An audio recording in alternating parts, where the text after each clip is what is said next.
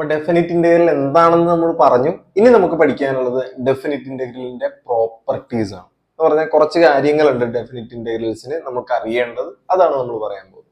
അതിന്റെ ഒന്നാമത്തത്, ആദ്യത്തത് എന്ന് പറഞ്ഞാൽ ഇത്ര ഉള്ളൂ. അതേ നോക്കി, നമ്മളോട് integral 1 to 3 X square D X കണ്ടുപിടിക്കാൻ പറഞ്ഞു. അപ്പൊ നമ്മൾ എങ്ങനെ ചെയ്യും? എക്സ് സ്ക്വയറിന്റെ ഇന്റഗ്രൽ എന്താണ്? X cube by 3.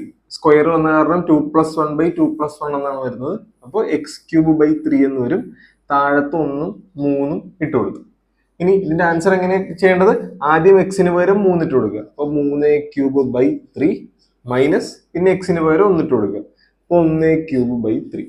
3ന്റെ ക്യൂബ് എത്രയാണ്? 27/3 മൈനസ് 1ന്റെ ക്യൂബ് എത്രയാണ്? 1/3. ഡിനോമിനേറ്റർ സെയിം ആയതുകൊണ്ട് 3 അതുപോലെ തന്നെ എഴുതി. 27 1 കുറച്ചാൽ എത്രയാണ്? 26. 26/3. അതവിടെ ഇരുന്നോട്ടെ. ഇനി ഇതേ ഞാൻ വേറൊരു ക്വസ്റ്റ്യൻ ചെയ്യുവാണ്. ഇന്റഗ്രൽ 1 to 3 തന്നെ എക്സ് സ്ക്വയർ ഡി എക്സിന് പകരം വൈ സ്ക്വയറിന് ഇന്റഗ്രൽ കണ്ടുപിടിക്കാൻ പറഞ്ഞു. ഡി വൈ എന്ന് പറയുന്നത് ഇന്റഗ്രേറ്റർ വെച്ച്. അപ്പൊ ചെയ്യുവാണ്. പറഞ്ഞേ, വൈ സ്ക്വയറിന്റെ ഇന്റഗ്രലും എങ്ങനെയാണ്? y റൈസ് ടു 2+1/2+1 എന്ന് പറയുമ്പോൾ എത്ര വരും? y ക്യൂബ് ബൈ 3 എന്ന് തന്നെ വരൂല്ലേ? വരും. താഴത്ത് 1ഉം മേളിൽ എന്താണ്? 3. ഡെഫിനിറ്റ് ഇന്റഗ്രൽ ആയതുകൊണ്ട് ആദ്യം വൈക്ക് പകരം 3 കൊടുക്കുക. അപ്പൊ 3 ക്യൂബ് മൈനസ് 3 മൈനസ് എന്താണ്? പിന്നെ വൈക്ക് പകരം 1 കൊടുക്കുക. 1 ക്യൂബ് മൈനസ് 3. ശ്രദ്ധിച്ചോ, 3 ക്യൂബ് എത്രയാണ്? 27/3 മൈനസ് 1 ക്യൂബ് എത്രയാണ്? 1/3. ഡിനോമിനേറ്റർ സെയിം ആയതുകൊണ്ട് 3 അതുപോലെ എഴുതി. 27 1 കുറച്ച് 26/3 എന്ന ആൻസർ കിട്ടി. ഇവിടെ ശ്രദ്ധിക്കാനുള്ള കാര്യം, അതിന്റെ നമ്മുടെ ലിമിറ്റുകൾ സെയിം ആയിട്ട് 1 to 3 അല്ലെങ്കിൽ ലിമിറ്റുകൾ സെയിം ആയിട്ട് നമ്മൾ ഇതിന്റെ അകത്തെ വേരിയബിൾസ് മാറി എന്നും പറഞ്ഞ് നമ്മളുടെ ഇന്റഗ്രലിന് ഒരു മാറ്റവും വരില്ല. നോക്കിയേ, ഇവിടെ എക്സ് സ്ക്വയർ ഡി എക്സ് ആണ്, ഇവിടെ വൈ സ്ക്വയർ ഡി വൈ ആണ്. ഇനി ഇസഡ് സ്ക്വയർ ഡി ഇസഡ് ചെയ്താലും നമുക്ക് ഡെഫിനിറ്റ് ഇന്റഗ്രലിന്റെ വാല്യൂ 26/3 തന്നെ കിട്ടും. അപ്പൊ നമുക്ക് പഠിക്കാനുള്ള ഒന്നാമത്തെ പ്രോപ്പർട്ടി ഇതാണ്. Integral a to b f of x d x എന്ന് പറയുന്നത് തന്നെയാണ് integral a to b f of y d Y.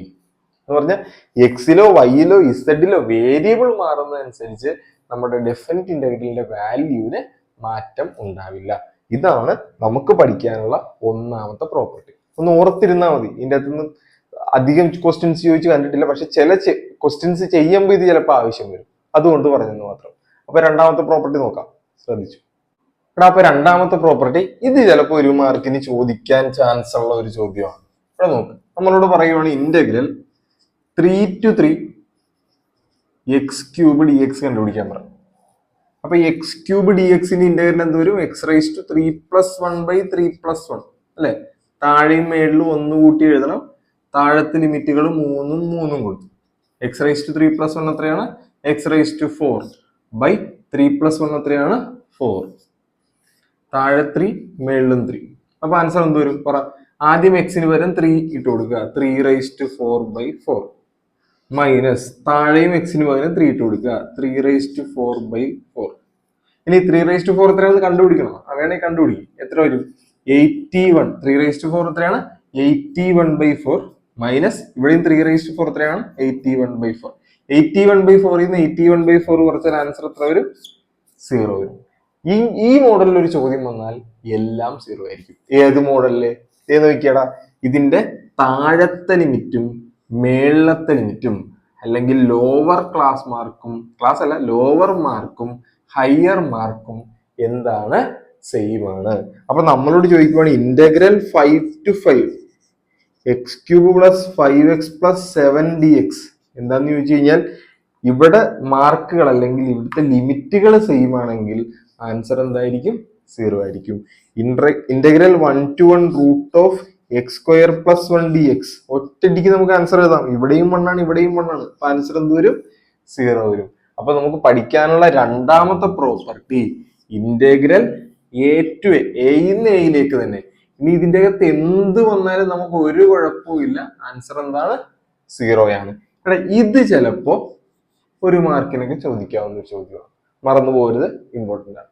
അപ്പൊ അതെ മൂന്നാമത്തെ പ്രോപ്പർട്ടിയും നമുക്ക് എക്സാമ്പിൾ ഒന്നും വേണ്ട, നമുക്ക് വേഗം വേണമെങ്കിൽ പറയാവുന്ന. ഇവിടെ നോക്കി, ഞാൻ 3 പോയിന്റ് എടുക്കുവാണ്, 1, 2, 3.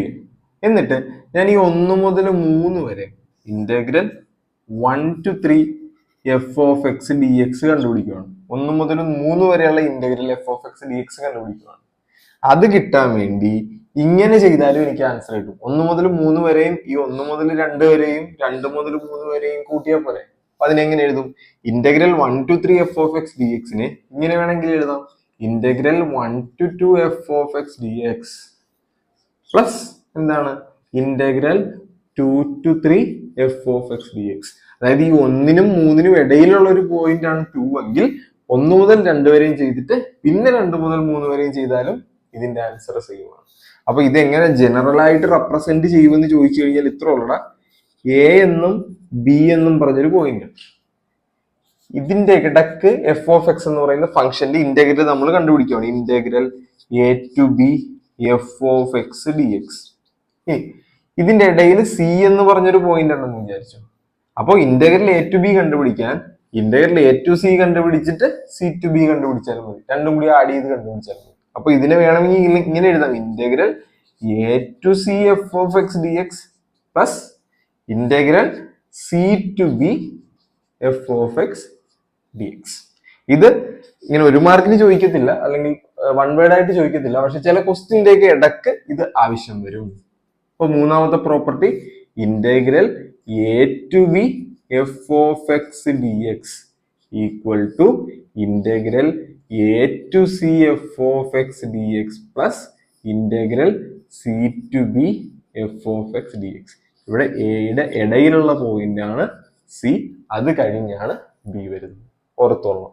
നാലാമത്തെ പ്രോപ്പർട്ടി ഒരു മാർക്കിനൊക്കെ ചോദിക്കാവുന്ന ഒരു ഇമ്പോർട്ടന്റ് പ്രോപ്പർട്ടിയാണ്, ശ്രദ്ധിച്ചിരുന്നു.